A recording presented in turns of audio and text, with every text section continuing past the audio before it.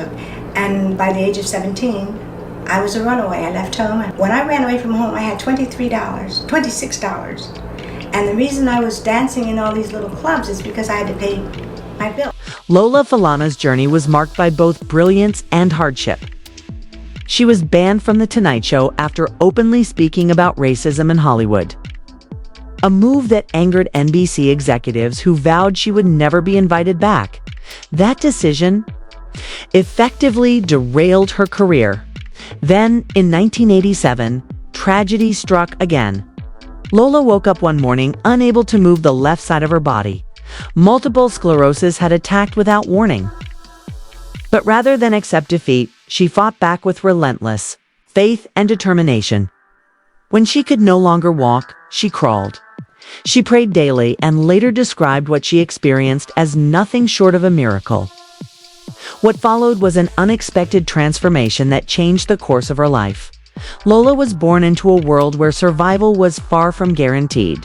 She came into the world on September 11, 1942, in Camden, New Jersey.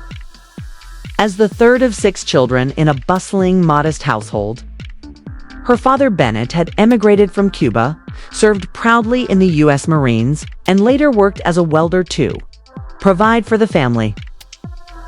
Her mother, Cleo, sewed clothes and stretched every penny to keep food on the table.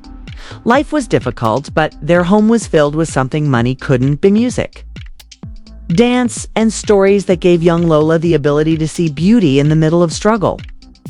From the time she was a toddler, her energy was unstoppable. At 3, she twirled around the living room. At 5, she was singing in church. By 12, she wasn't just learning routines, she was teaching them. In 1952, a family relocated to Philadelphia in search of better opportunities.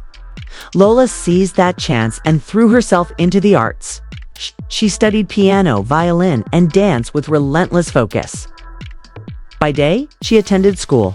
By night, she performed wherever she could.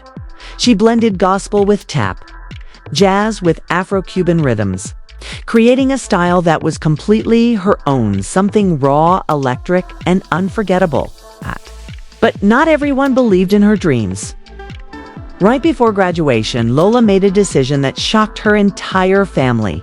She dropped out of Germantown High School. Her parents were heartbroken. Her father, who had sacrificed so much to give her stability, felt deeply betrayed. But Lola wanted more than safety. She wanted greatness. She left school with no diploma, no job, and no safety net, vowing she wouldn't return home unless she had truly made it. Her boldness led her to New York, but the city didn't greet her kindly. Arriving with barely $1 in her pocket, she had no place to stay and resorted to sleeping in subway stations. Cold floors, hard benches, and echoing tunnels became her bedroom. Yet even in those conditions, she refused to quit. Each day brought auditions, each night another hustle. Slowly, word began to spread about the girl who danced like her life depended on it, and who lived underground just for the chance to be on stage. That resilience made her unforgettable. Behind the scenes, her mother was never far away. Even during Lola's school years, Cleo had escorted her daughter to nightclubs, protecting her in rough environments filled with danger, drunks, and unpredictable crowds. For just $10 a night, Lola would sing and dance while Cleo watched from the shadows, ensuring no harm came to her. Those nights gave Lola both a chance to sharpen her craft and an early education in how harsh and chaotic the entertainment world could be. It taught her survival, and she carried that lesson forever. The turning point came in 1958, when 16-year-old Lola mustered the courage to approach Dinah Washington, one of the most admired singers of the era, and asked if she could perform. Against all odds, Washington gave her the opportunity. In the middle of her performance, disaster struck. The strap of her swimsuit snapped. Lola didn't falter. She clutched the strap between her teeth and kept dancing for 16 bars straight. The audience erupted, and Washington herself laughed and applauded. That moment cemented Lola's reputation, not just as a talented performer, but as someone with unshakable guts. Her fearlessness paid off again in Atlantic City, where she continued performing in smoky nightclubs. One evening, Sammy Davis Jr., already one of the world's biggest entertainers, happened to be in the audience. He immediately recognized her talent and cast her in his Broadway production, Golden Boy, in 1964. That single opportunity changed everything. The show was groundbreaking for its time, tackling issues of race, love, and identity that most productions avoided. And there was Lola, standing out in the chorus, proving she belonged. By 1965, her career accelerated. She recorded her first single, My Baby, and signed with Mercury Records, later moving to Frank Sinatra's Reprise label. Sinatra didn't endorse just anyone. His support meant Lola was the real deal. Despite the countless challenges of being a black woman in the entertainment industry, she didn't just enter the scene, she broke through it. She performed on television, headlined nightclubs, and established herself as not just a dancer or actress, but a complete entertainer. Through it all, Sammy Davis Jr. remained by her side, not only as her mentor, but eventually as something more. In 1966, Lola transitioned to film with her debut in A Man Called Adam, just 24 years old. She shared the screen with legends Sammy Davis Jr., Ozzie Davis, Cicely Tyson, Louis Armstrong, and Frank Sinatra Jr. The film tackled the destructive realities of racism and addiction through the story of a jazz trumpeter. Though Lola's role was small, her presence was undeniable. Directed by Leo Penn and distributed by Embassy Pictures, the film gave her international recognition and signaled her arrival in Hollywood.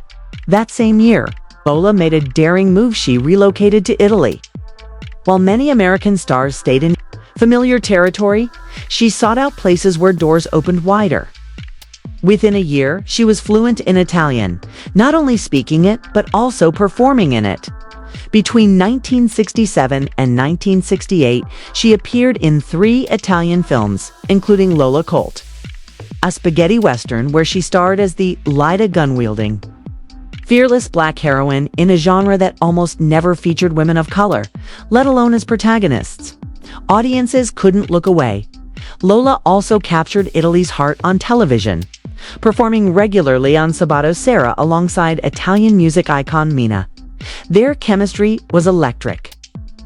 And Lola's elegance, fluency in Italian, and commanding stage presence mesmerized viewers. The Italian public began calling her La Venera, the Black Venus.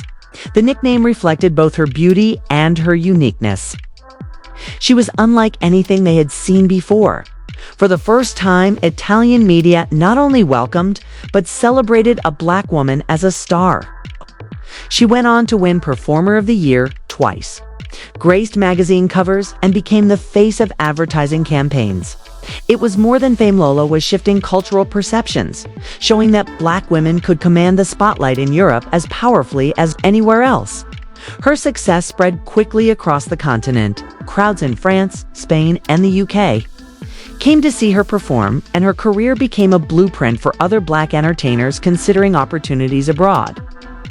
But her personal life began attracting just as much attention as her career. Between 1965 and 1968, Lola's relationship with Sammy Davis Jr. deepened. What began as mentorship evolved into romance, complicated by the fact that Davis was married to Swedish actress May Britt. Their marriage had already been the subject of controversy, as interracial unions were still illegal in many U.S. states.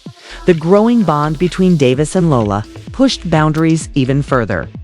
The affair eventually unraveled Davis's marriage. In December 1968, May Britt filed for divorce, citing the absence of family life. She retained custody of their 3 children. Media outlets, including the New York Times, seized on the scandal. Overnight, Lola was branded a homewrecker.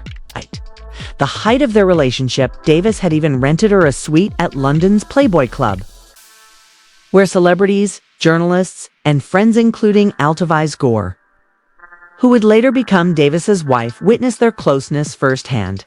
But Lola wasn't content with being anyone's secret or side figure. In 1969, she made the bold decision to end both her personal and professional ties with Davis. She explained in an interview that if she stayed, she would always be known as the Little Dancer with Sammy Davis Jr.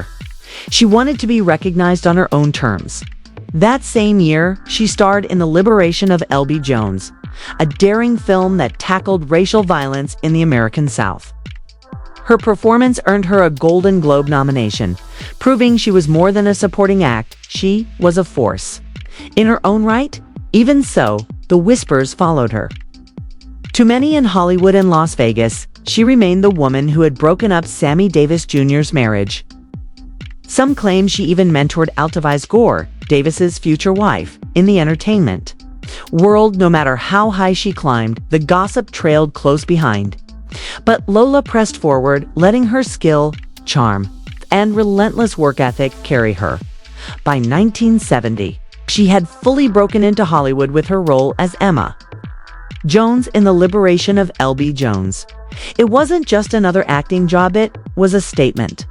Black actresses were rarely offered serious dramatic parts. But Lola delivered with passion and intensity, earning her Golden Globe nomination for New Star of the Year. She stood alongside rising names like Marlo Thomas, Jane Alexander, and Carrie Snodgrass, who ultimately won.